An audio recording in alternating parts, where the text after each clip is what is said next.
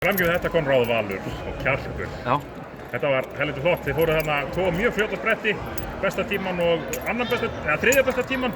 Já, ég held að mér fannst að vera fljótari í seinni sprettinum en þá lendum við því að hann skiptir yfir brautinu og við missum svolítið nokkur sekundubrót á því.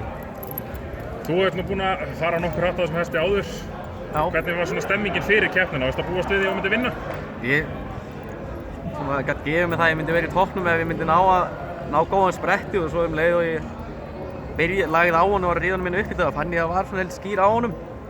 Svo þegar ég kom hingað og ég ætlaði að ríða hans í gegn og svo ætlaði að fara tilbaka þá fann ég að ég myndi fara tilbaka einu sinni upp og þá myndi hann bara rjúka með mig heim. Þannig ég ákvað bara að bíða það út frá og vissi að það væri eitthvað gott í vændum. Núna ertu á Hólum. Heldur að það hefur eitthvað hjálpað þér í þessum skeiðpælingum að vera þar og læra fræðin?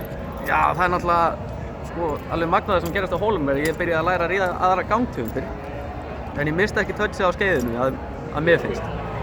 Og þetta er oft gaman að pæla aðeins með honum, til og með Steinar Björns kennara, hann er mikill skeiðáhuga maður og eins og allir aðrir kennararnir annað þegar hafa bara rífandi áhuga á hestum. Og það er gaman að spjalla við þau allt milli himins og jarðar sem tengist hestunum. Til hamingju með þetta Konráð, þökkum þér kærlega fyrir. Já, takk fyrir.